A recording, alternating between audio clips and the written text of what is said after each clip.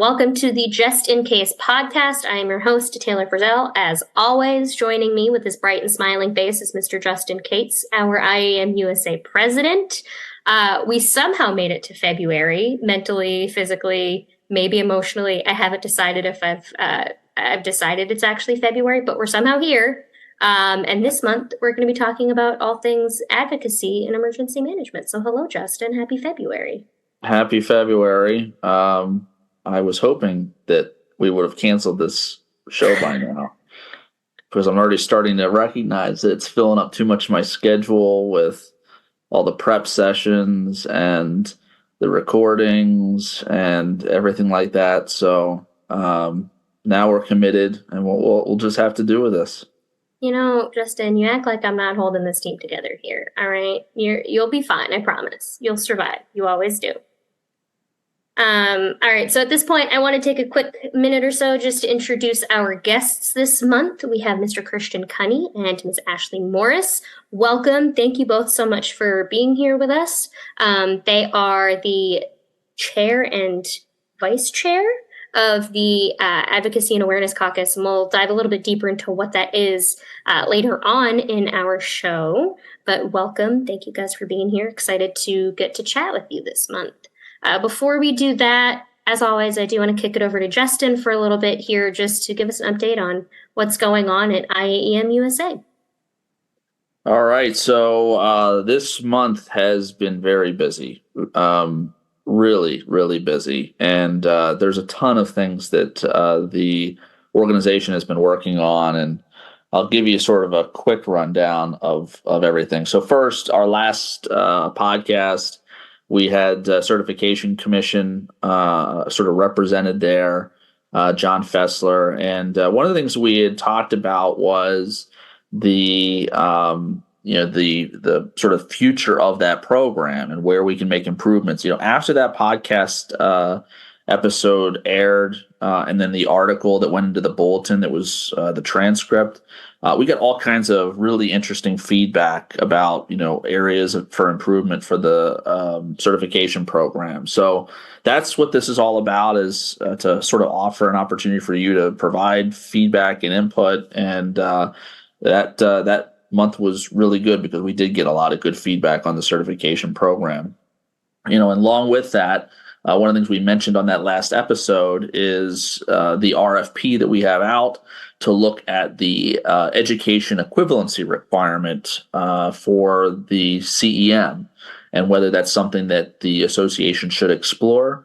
And we've been working to select a vendor to actually do that assessment, and we've come down to the final line. So we should have an announcement here very soon with the vendor name and sort of the insight on what are the next steps for that. And all the prospective vendors that submitted bids for that RFP had really good approaches and methodologies to figure out whether this makes sense for the association or not. So I think we're going to have a really good program here. We also last month had our virtual happy hour. It was a huge success. We had a ton of people that participated in it.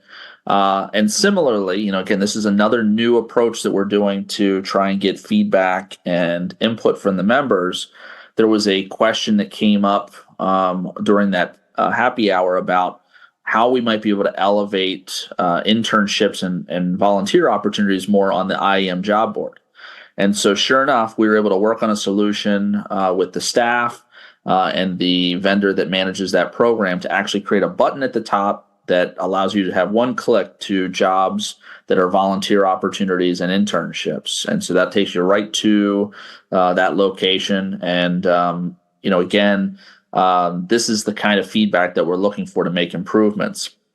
And if somebody has a volunteer opportunity or a internship, they can easily get a free posting on the job board just by reaching out to the IEM staff, and they'll give you the information about how to do that. So another big success. Our next happy hour that we'll be doing, virtual happy hour, is going to be April 4th at 6 p.m. Eastern time. So that'll be available. We'll put that in the show notes, and it'll also be on the website. There's a EMPG, Emergency Management Performance Grant Survey, that's going on right now. We do this in partnership with the National Emergency Management Association, NEMA, really to do sort of a full assessment of how EMPG dollars are being spent, and how they're being utilized by emergency managers at the local level, at the state level, tribal, territorial. And we want as much participation in that survey as possible. So again, we'll put the link to that in the show notes. We use the data from that and the report that comes out of that as part of our effort to go to Capitol Hill and try and advocate for more EMPG dollars. We also, speaking of government affairs related activities, we did just recently have a meeting with FEMA, the FEMA administrator and her senior leadership, as well as with NEMA and big cities emergency managers. Talked about a number of initiatives that we can partner on, and that's something we do quarterly with the leadership. And one thing that was announced at that meeting that you'll probably be hearing more about as we partner with FEMA on this is a national study of emergency management. And so this is going to really look at staffing.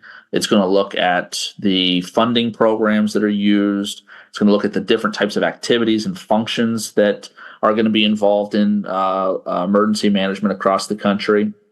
So we're still in the very early stages of this, but it's really great that FEMA came to us and said, hey, this is something that we want to partner on and work on. So this is very exciting.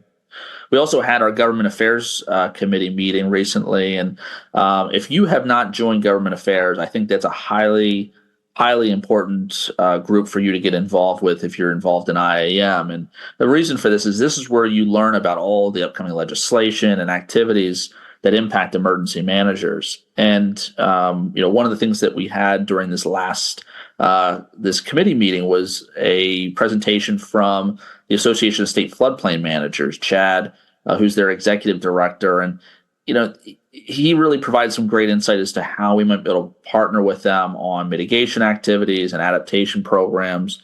And so we'll try to do more things like that, where we can get some of these other associations to provide us some insight on what things they're looking at from a government affairs perspective. Carrie Speranza, our first vice president, has continued to take the lead on our Safe Events initiative. This has been something that we've been continuing to look at, is how do we work with the other associations across emergency management to ensure that our events are safe and welcoming. And they've had a number of meetings over the last few months to try and brainstorm strategies and recommendations on how we can continue to improve our events and make them events where people feel safe to come to and participate in. And these are meetings where there's ideas that come from members across the spectrum, new members, veteran members, and this is something that over the next few months you'll see more about as we start to release some of these recommendations. We also have another enhancement that's coming very soon to the IEM Connect tool, which is a calendar functionality. This is a big deal because one of the challenges we encounter all the time is we have all these committees, caucuses, regions, and other types of events that are taking place, and we love to schedule over top of each other. And so it's really a challenge to try and deconflict everything that goes on.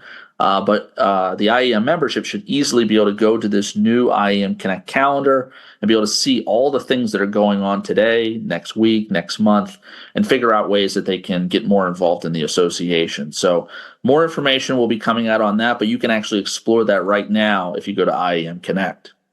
Our efforts around the priorities that I issued in the beginning of this administration still continue. You'll hear more today on this episode about some of the work we're doing on the advocacy priority area, but we're also still continuing to make good progress on our mentorship program. The membership committee has taken that on as their initiative, and we've continued to come up with resources and best practices from other industries that we might be able to adapt to a program for mentorship at IAM. We also have a couple of new initiatives within IEM, including the Energy Caucus, which recently was approved and created. So if you're involved in the energy sector of emergency management, I highly recommend that you get involved in that new group. And we also will be announcing a really, really cool initiative around critical infrastructure here probably next month, and some of the activities that they'll be involved in as well. So, again, this was a busy month, and unfortunately, it seems like next month's going to be even busier. So, I don't think we'll have any time to sleep, but I really appreciate all the work that the membership, the leadership, the staff have been doing to kind of take all these activities and move them forward. So, back to you, Taylor. I think that it just means that the Wawa coffee is going to be a massive help for you over the next month, is what I'm hearing. I hope so. It's good that it's free for me. So, as promised, I do want to bring back our guests for the month. This month with us, we have the chair of the Advocacy and Awareness Caucus, Christian Cunney, and vice chair of the Advocacy and Awareness Caucus, Ashley Morris. Welcome, both of you. How are you guys doing? Thanks for having us, Taylor. Appreciate it. Of course. Yeah, super excited to be here. Thank you. Thank you both. I'm excited you're here. I think that this is going to be, obviously, it's something Justin is super jazzed about. I think the work that you guys are doing is incredible. So I'm really glad that we get to have an opportunity to really highlight a lot of that. So I do want to start by kind of level setting our conversation, if you will, and just start out by asking, what is advocacy in the scope of the Advocacy and Awareness Caucus? Well, Taylor, I mean, so for several years now, this conversation of professionalizing the field of emergency management continues to come up in forums at EMI and Naval Postgrad School and across the higher education community and even within our own spheres. And we really put our heads together a few years ago to determine what IAM's role is in advocating for the profession of emergency management. So when we talk about what is advocacy in our caucus's role here is really to advocate for the emergency management profession, emphasizing really the indispensable role that emergency managers play within their communities and organizations. So you guys are going to be able to tell me how I can explain to my mom finally what it is that I actually do, because that would be a phenomenal thing if we could make that happen. It's difficult to explain. Thank you. You're doing the Lord's work. I appreciate you. Why are you folks invested, I guess, in advocacy for emergency management? And so, Christian, if you want to start, well, then we'll kick it over to Ashley. Why is this something that you guys are so jazzed about? Well, Taylor, funny story. I actually got involved in emergency management at the age of 14 and helped to build an emergency management program of my small town of 7,000 people just south of Boston. So I have, while I'm still a young professional, have spent several years in emergency management and really am one of the individuals that will most likely spend my entire career in emergency management. So I'm invested in really advocating the profession as one. I see myself spending the next, potentially 40 years in the profession. So really trying to make it the best and brightest we can. And additionally, really, I've seen what well-funded and well-resourced emergency management programs can do for their communities and organizations. And on the flip side, what under-resourced emergency management programs really struggle with. So my hope is really throughout this process, and we're starting, with baby steps here as there's a lot of work to be done, but is to really rally our association behind trying to show off the amazing things that our members and the general emergency management community, do for our constituents and just the general public. Yeah, I think that's a good point. A lot of agencies, I think, are under-resourced, understaffed. So I think that in and of itself is a reason to try and advocate for the field and the professionals. I think that's an excellent point. Before we go over to Ashley and ask her input, I'm curious if Christian, when he was 14 and started the emergency management, did he have like lights and sirens on his bicycle or? or what?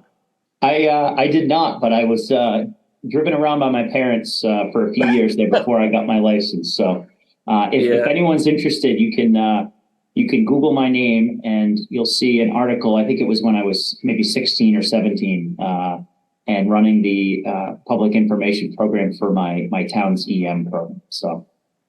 Okay, so petition to get bike helmets that have the little lights and sirens on it. I think that would be phenomenal. We can also add that to one of your goals.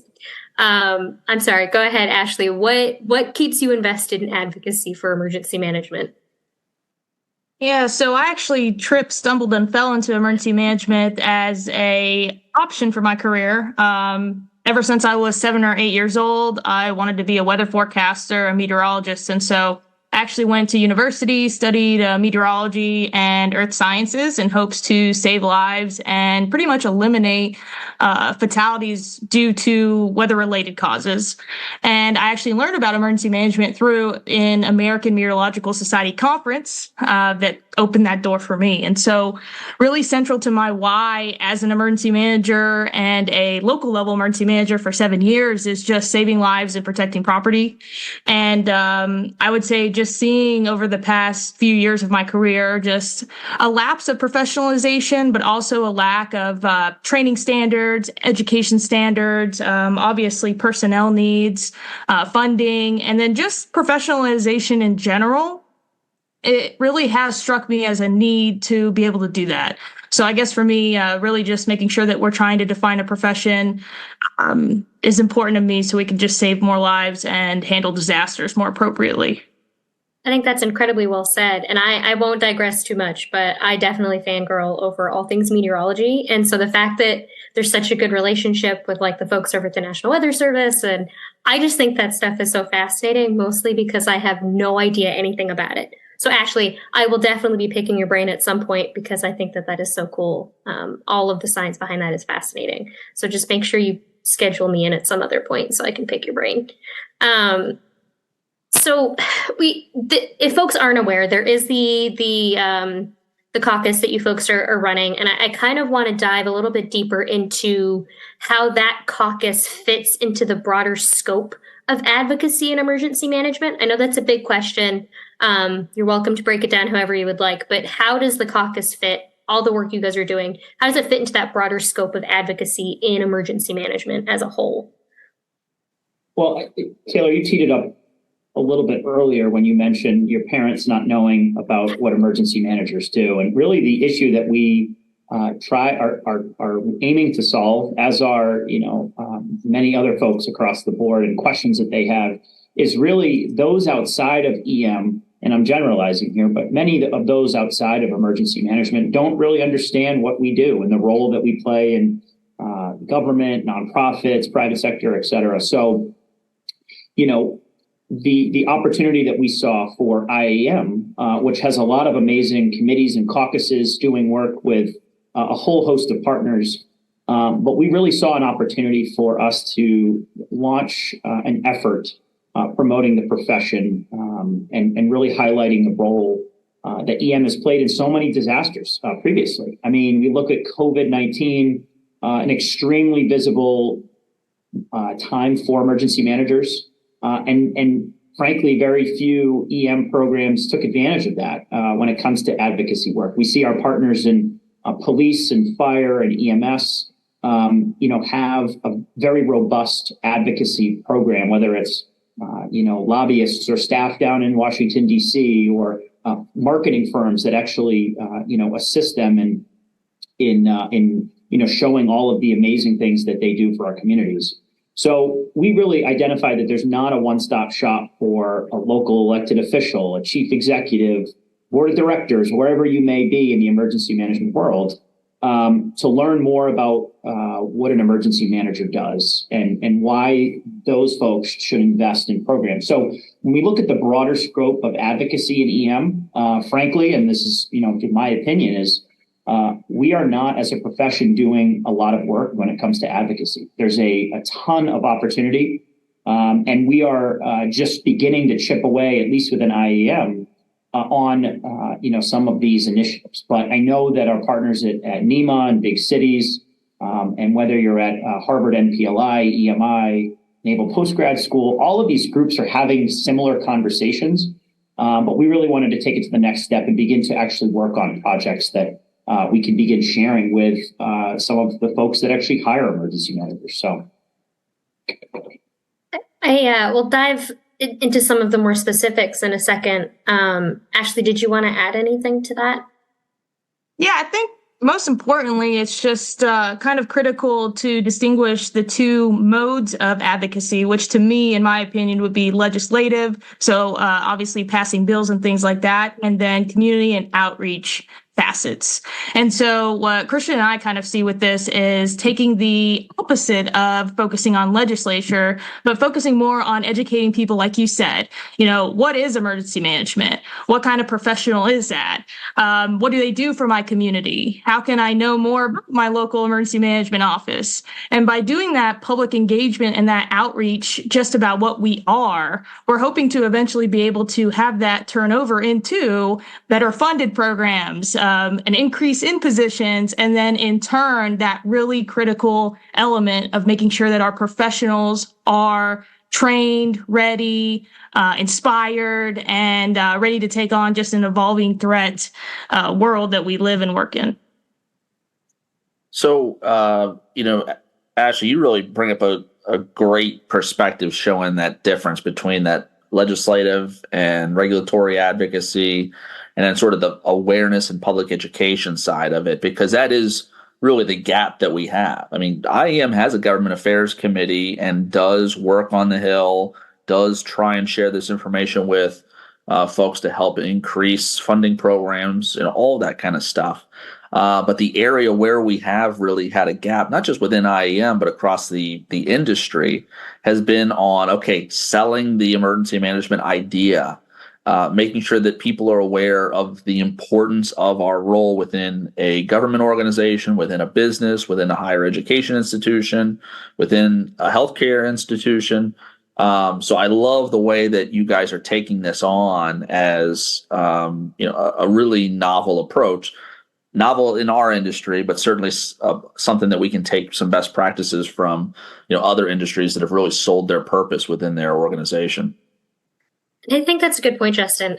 I know emergency management in some facet has been around for a very, very long time, but I think I frame it as what I call like the Renaissance period of emergency management. I think we're finally almost like figuring ourselves out as our own group of folks. What actually is emergency management? What are we? What brings us together regardless of whatever sector you're in or what your background is? And so I think it's really cool that, we're putting in this effort to really advocate for ourselves now. We've kind of sorted out who we are and what we do. And now it's time to really step up and start letting other people know what it is that we do, even if sometimes we're not sure on a day-to-day basis, or maybe that's just a me problem and I'll work through that. And that's totally fine.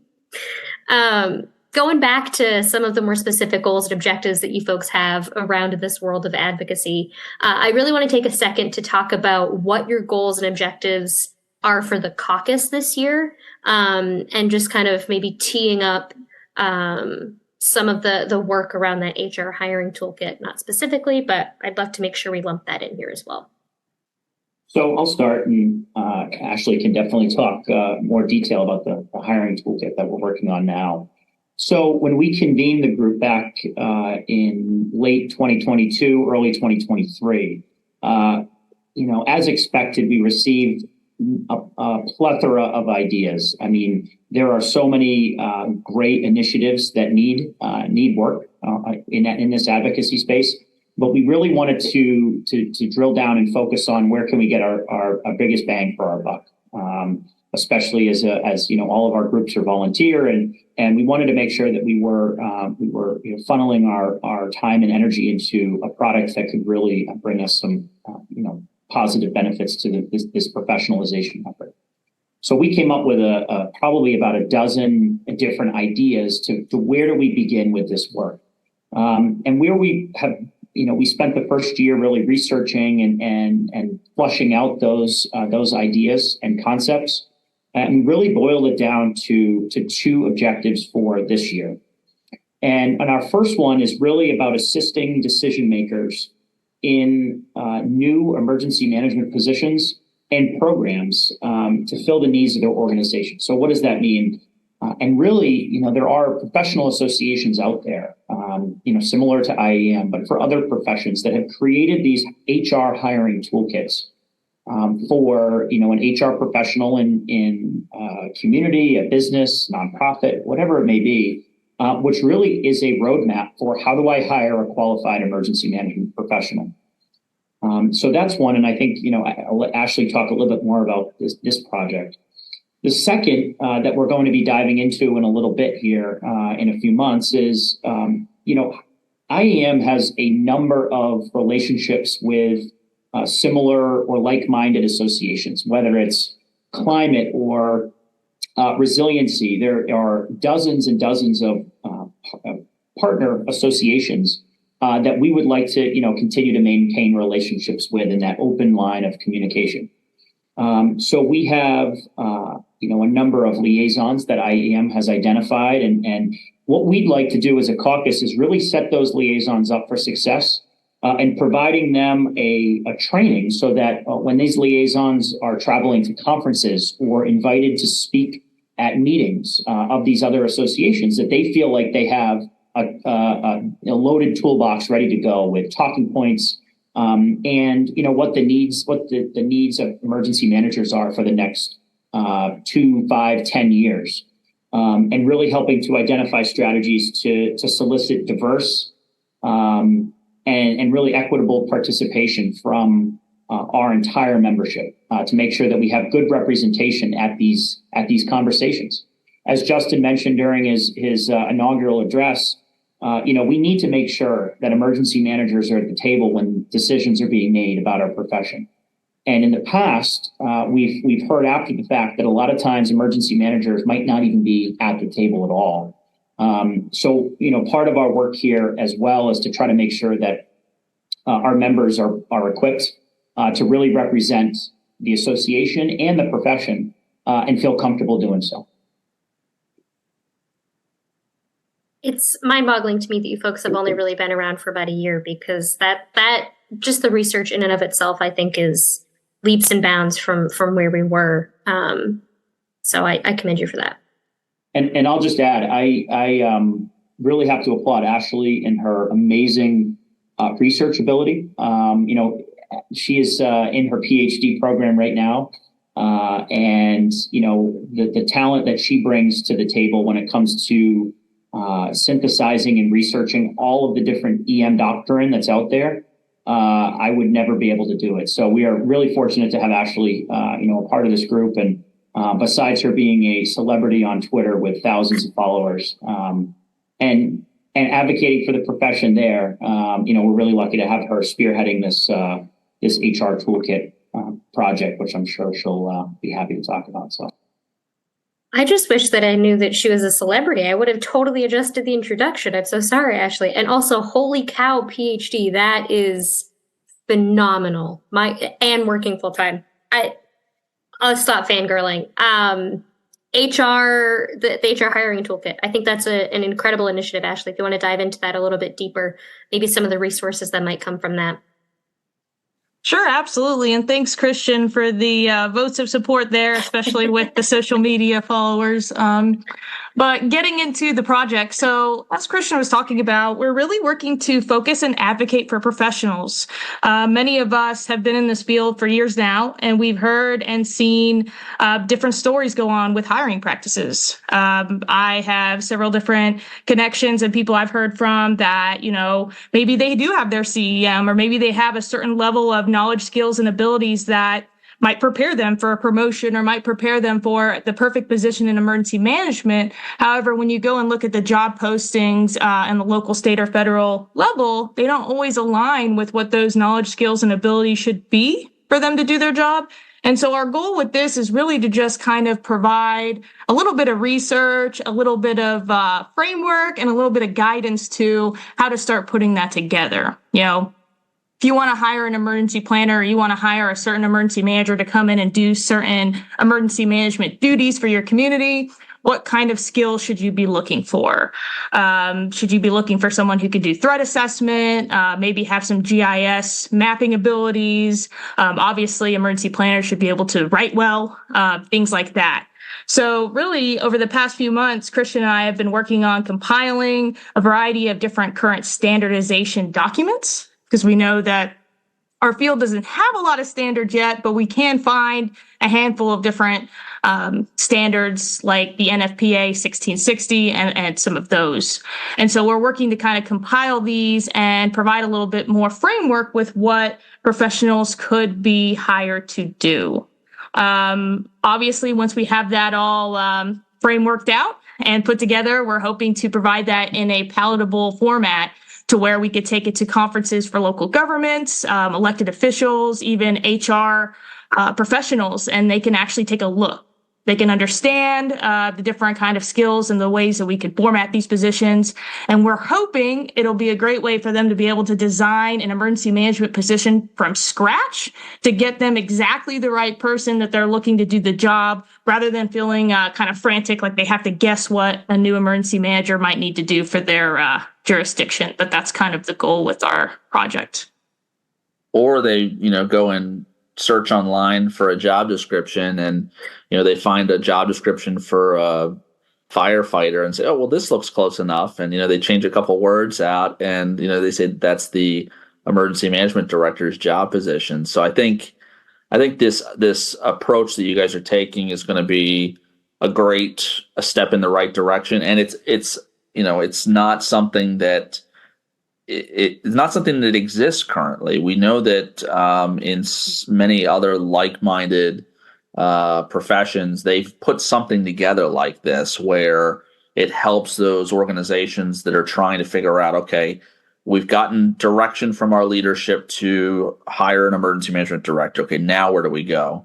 And I think this whole idea behind synthesizing is also really important here, because we've seen, the higher education community has done things like put together the next generation core competencies, which helps those higher ed programs that have emergency management degrees put together the right competencies that somebody should graduate with when they go out into the workforce.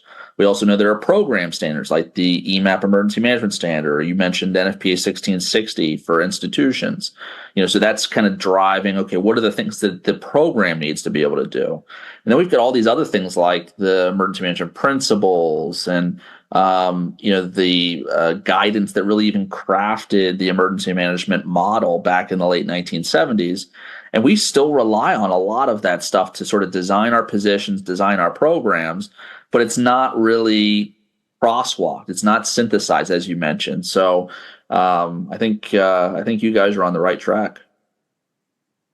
You said it far more eloquently than I, which comes to as a surprise to nobody. But I was going to comment on the fact that it is very complementary to a lot of the work that's being done for developing internship programs and all of the work at the higher ed level, and also some of the work that's being done with the changes to the CEM certification as well. I think that hopefully it'll help us to build a better profession of emergency management. So I think that that's incredible work, and y'all are far smarter than I am. So I highly commend you for all the work that's being done there.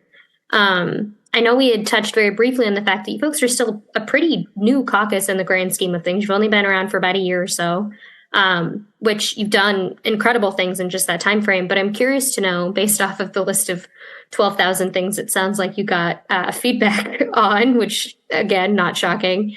What are you folks looking to accomplish just beyond this year? Because it sounds like all the work you're doing, the toolkit's going to take a long time. A lot of the work in assisting those decision makers might take a long time. What else are you folks thinking about longer term?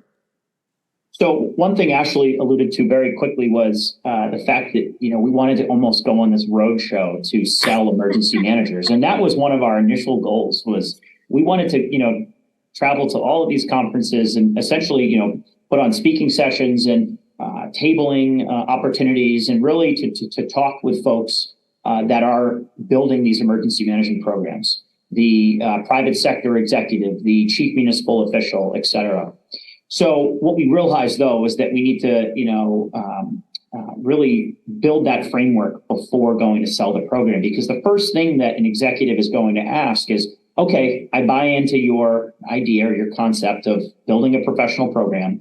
Now I need a roadmap or a guide on how to do that. So we're really trying to do this thoughtfully and put a lot of effort into a solid guide before going to really sell this concept. Additionally, we have a lot of other good ideas that were floated about by that initial think tank when we first formed the caucus.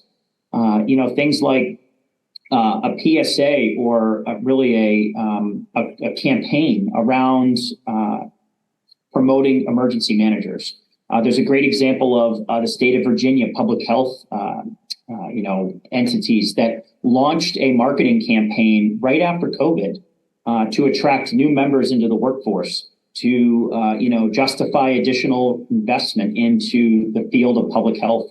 And they did this through a flashy website and really well done videos with a lot of that received a lot of traction. Who is the celebrity that they had do their videos? I forgot who it was. It was some movie star or something. It was. I can't remember who it was, but he must not have been that notable. But maybe we can have Ashley serve as our celebrity. So okay, but hear me out. We need to get the bike helmets of the lights and sirens first, so that it's extra flashy. So I'm sorry, Ashley, but you might now have to wear a bicycle helmet with lights and sirens as you're going on this PSA tour. That's too bad. I was going to say Taylor Swift, but all right. That'll cost us too much money, and there's too many distractions right now with the whole football thing, and I mean this will be at the bottom of her list. Absolutely. I want to make a sassy comment about, the Super Bowl is coming up. I can't wait to see Taylor Swift play, but I'll refrain. I don't need to lose everyone's respect. I'm sorry. Please go ahead, Christian. No, that's more interesting. Anyways, I'll and then additionally, it's there are some other ideas that we floated around as well as after these incidents like the Maui wildfires or major hurricanes or East Palestine train derailment. These major events where emergency managers play a crucial role in response and recovery. We want to capitalize on that and potentially look at publishing op-eds or articles after those incidents to highlight the amazing work that emergency managers do. Also, really working with those emergency managers to formulate case studies on, how their program was able to return X amount of dollars back to their community through FEMA reimbursement or other avenues. So the list goes on and on. We have, a lot of conversation going on about the future of emergency management.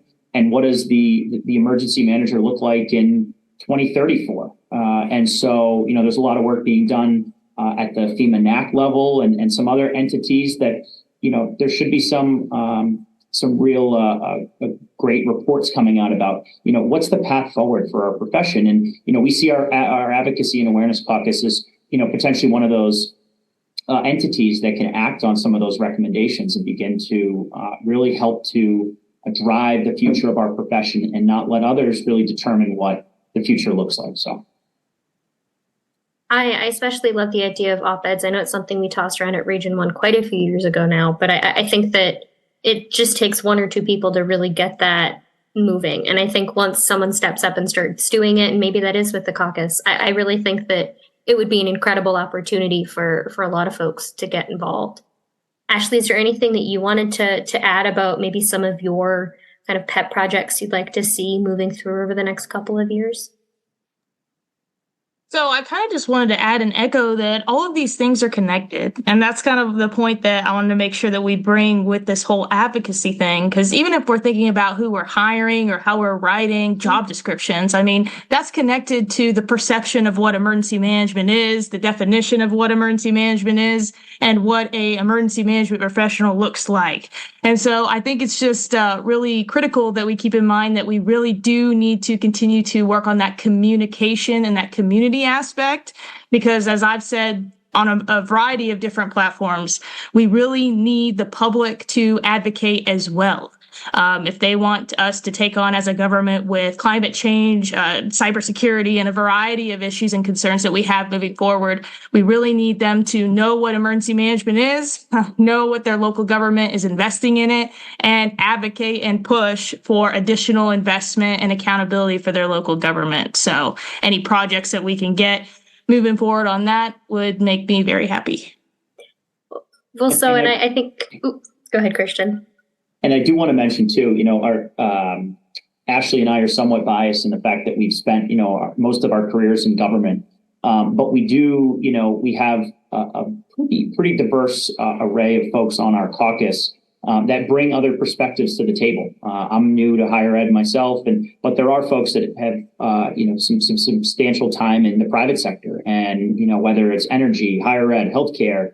We really want to make sure that, while government is our, a large chunk of our membership, there is a lot of folks that work in, other sectors and allied professions that we also want to make sure we're capturing as well. And really, Ashley and I are taking the approach of keeping things somewhat general to make sure that we're not only advocating for one specific sector. So, I think that'll really, if we can be aligned in our efforts there across sectors, our advocacy work will be even more effective in the long run. Well, and so you both teed up this question very beautifully for me. So thank you. I appreciate that. Ashley, you kind of touched on what general population can do. I think, Christian, you alluded to a little bit of kind of what some of the other folks in IEM can do. But if you could give one piece of one ask to either general emergency managers or other members in IAEM, what would be that one ask for folks to advocate for the field of emergency management? What can other people do to help advocate, to lift those initiatives even higher? I'm going to keep it nice and short so that you remember it. Educate, educate, educate. I think the number one recommendation that I would have is schedule a 30-minute or 1-hour meeting with your leadership team to educate them on your program and the value that you bring to the table. As part of an EMI Advanced Academy project, I looked at the engagement that emergency managers had with their local elected officials and their state elected officials. And the numbers were somewhat concerning, that some of these emergency managers, a majority of these emergency managers, had never even met their state elected officials. So I think, we've taken groups from Region 1 down to Washington, D.C., and we've had meetings with legislators and executives in the New England region. And they are hungry to meet their emergency managers. I mean, we've seen some pretty impactful events across the country over the past few years, let alone COVID. And having their emergency manager cell phone number is extremely valuable to them because they're going to get quick information, and vice versa. You can work with them on, support and resources as well. So I would recommend, advocate and educate as much as you can. Thank you for keeping it simple. I appreciate you knowing your audience. Ashley? So for me, I would just say, I think as a field, we need to all come together and accept and be willing to push for professionalism. And I know that this is typically a topic that has come up in many different forums, like Christian mentioned, EMI discussions, maybe training discussions, especially on social media. But I think a variety of us know that it's really important for us to have professionalization standards or just some kind of framework or just baseline on what we're expecting the emergency management field to look like. Who are we hiring? What are they doing? What knowledge do they have, their education, all of that. And I say willing to come together and accept and push for it because sometimes when we're having these discussions, I think some of us want to kind of ride a fence because we know how challenging it is, with a variety of different backgrounds and the different skill sets, and everybody comes from a different walk of life when they come into emergency management. And I think as a field, we don't want to gatekeep And that's definitely not what this is about either. It's about just defining how we can all come together and get people on the correct pathway to do what they need to do professionally to save lives, protect property. So hopefully one day we can work together, define what that is together, do it through research, do it through practice, and then also work to bridge the gaps. How can we build some deficiencies in some areas that we've really been struggling in as a field? We know funding is one. We know knowledge is one. We know training is one. So just working on that. And then I also would just ask too, and this is probably like 3 asks, so sorry. Just making sure that we reflect it, right? So if we believe that we should be hiring a certain skill set or knowledge base, then we really need to be doing that in our own organizations. We should be speaking on it at associations, at conferences, to anybody who will listen. And then we should also be fostering that growth from the bottom, right? If we believe in bringing in college educated or new emergency managers with certain backgrounds, we should be building internships in our own programs. It's not enough anymore to come on a podcast or just make a tweet about it. We really need to be reflecting it in the field. And so I hope that someday through this caucus or through another route, we can all come together and really work on that, because I think that's probably the biggest challenge we have as a field is the lack of formal professionalization. I think that was incredibly well said, and I think it needed to be said. So thank you for both of you. I think that hopefully folks can walk away from this and feel empowered to make some change, to your point, Ashley, to start stepping up and doing their part as well. We are going to start to wrap up this month's session here. And as always, we're going to take a couple minutes for our Ask the President segment. And because I've never claimed to be an unbiased podcast host, this month's question actually comes from some special guests, very near and dear to my heart. I was recently at the IAEM Region 1 Leadership Retreat that they do to discuss all their goals and plans for the year. And so they actually have a question here for our president this year, or this month. So their question is, as you look at consistent strategic planning for the regions, Justin, how can regions help align their strategic planning to your national initiatives?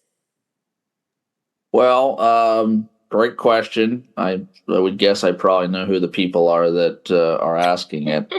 I think one of the things that we've talked about a couple times on the podcast, and you've probably heard me talk about it in other places as well, is a few years ago, we started going down this track of objectives and key results. Objectives and key results, you can think of them as the opposite of strategic planning. They're planning around 90-day chunks about what is the most important thing that we need to do right now, and when do we know that we've accomplished it. And we've been really pushing for that at the caucus and committee level. Then we've gotten the regions involved in it by having them craft OKRs. And then this recent year, what I did was I took those 3 priorities that I mentioned during my inaugural speech, advocacy, representation, and mentorship, and crafted OKRs for them at the national level. And I think the best thing that we can do is when a region or a caucus or a committee sees those national level OKRs, they can say, all right, well, how do we play into that? How do we have something that we can contribute to that? And they can either use the same objective or something that's modified more in alignment with what they can do, and then come up with their own key results for it. So, for example, if mentorship at the national level is an OKR, maybe what the region decides is they say, okay, you know what? We're going to identify, 10 mentors for contribution to this program. Or we're going to try and identify a partnership between one of the local universities in our region to bring in new mentees into the program. So that's how this is supposed to work together, is they see those top level objectives, and then those regions, caucuses, committees are able to take those and say, you know what, here's something that we can contribute to that overall mission. That's the way that companies use that approach, and it's the way that nonprofits use that approach when they're using OKRs as well. The other thing I would mention, I mentioned OKRs as sort of the opposite of strategic planning. They're very short term. Strategic planning is also a way that I think we can connect the work between the national level, the regions, the caucuses, committees. Long term, we should be looking at those priorities within the strategic plan and saying, okay, where are we headed as an organization, and how is it furthering the work that we're supposed to be doing, whether it's trying to, as we talked about today, advocate for more resources in emergency management, trying to further professionalize emergency management. The things that are in our strategic plan are longer term things that, as an organization, we should be working together on between the regions and the national level. So those are some of the things I would say would be connected between, a way for the regions to certainly try and align with the national level.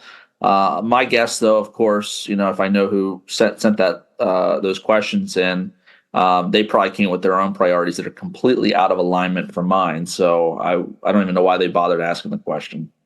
I think they did a great job. But again, not an unbiased podcast host. So do with that as you will.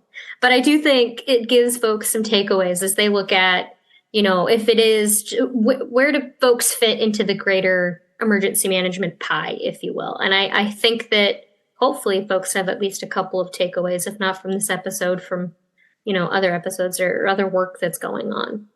Well, I think, that kind of ties back to some of the things that we had talked about, related to advocacy. I mean, this is part of a greater system.